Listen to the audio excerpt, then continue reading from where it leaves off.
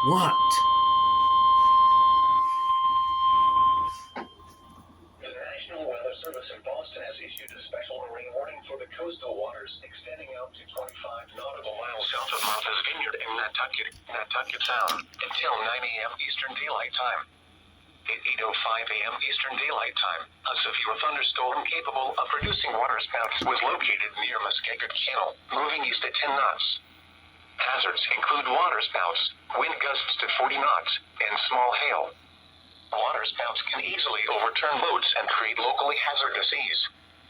Small craft could be damaged in briefly higher winds and suddenly higher waves. Locations impacted include Nantucket Harbor, Brand Point Light, and Surfside on Nantucket. Thunderstorms can produce sudden waterspouts. Waterspouts can easily overturn boats and create locally hazardous seas. Seek safe harbor immediately.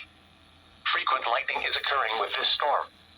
If caught on the open water, stay below deck if possible. Keep away from ungrounded metal objects.